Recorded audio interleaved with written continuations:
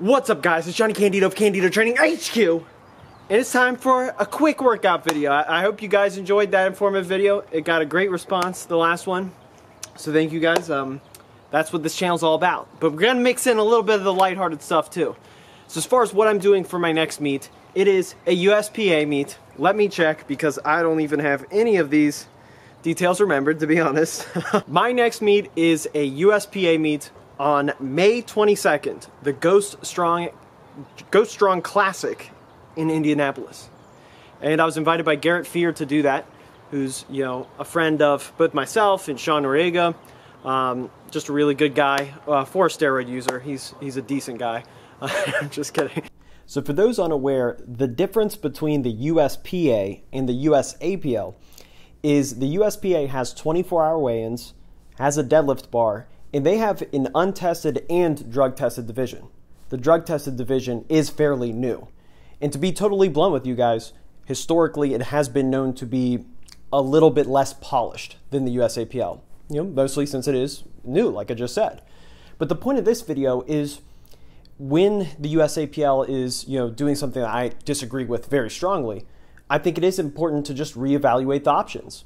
So what I invite you to do is, if you haven't competed in the USPA, except maybe one meet 3 years ago, and it wasn't the best experience or something like that, to just give it another shot. Or I know a lot of people watch my channel don't even know the differences between the federations. So I just invite you to try out the USPA drug-tested division. There is an optional 2-hour weigh-in, which is what I'm going to do, and just see how it goes. And if it doesn't go that great, then I will be very blunt. I don't feel an obligation to go from one federation to then co-signing the next. I just want to give you guys what I think is a good deal. So the Hamstring Rehab, to give you guys the full series as far as the deadlift goes, is first I did that complete intro. The second stage, I did pause deadlifts, where I did vary it more, and then I pushed to a single of 595 pounds. So that's the starting point for this cycle. That I'm extremely happy with. It's a good example of you really need to get to your minimum first. So 595 pause deadlift, granted it was with straps, because hook grip wasn't feeling too great that day. That really sets me up now to do a volume phase. So the third cycle back is when I'm finally doing volume, then focusing on hypertrophy.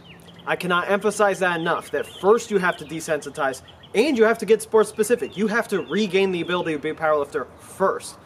Then you can start building muscle and going to the long-term plan, after your work capacity is up. And bodybuilding work is more fatiguing. You need to be very blunt with what training effect are you trying to get. And if it is building muscle, it is hard. It's not rehab. Alright, now I'm going to do something I have not done before, which is a constant tension belt squat. I'm going to do 3 sets to RP 6, which, remember, is actually very hard. Hopefully, you know, people got that message from my last video, you know what I'm saying? But this is for hypertrophy, so, you know, I'm going to try to force to RP 6, not limit myself by rep range. That's also a major tip, is if you are doing something like a belt squat, don't even set yourself a rep range. Just go in and just hit exertion targets, because it might be way more than you think. You might do sets of 15, and then on the last set, if you do an AMRAP, realize you could do 28 reps. And then obviously all of that work was RPE negative, negative 3 or whatever it is. So yeah, I'm gonna do that. And also a big factor is now I'm finally able to belt squat with a wider stance. That's huge for me, as I have been doing very narrow stance belt squats with my body weight farther back to basically avoid as much hamstring activation as possible. Now I can embrace it. Beyond this channel, my goal is to be more solutions oriented. So I have a really exciting announcement to make. I am going to have the owner and the vice president of the USPA on my channel for a full form interview. So what I want you guys to do is comment below what you want me to ask them. What is your primary concern as someone who's either just looking to compete in powerlifting or perhaps looking to switch from the Us Apl to the USPA? So I do want to get a verbal commitment that they won't do something like the camera ban, lifetime memberships, and I want to just make sure it doesn't happen again. I want to use my platform for you guys, for the consumer. This is probably the time when we have the most leverage, when we are considering other options. So that's going to be a really, really big interview, and I'm really excited for it.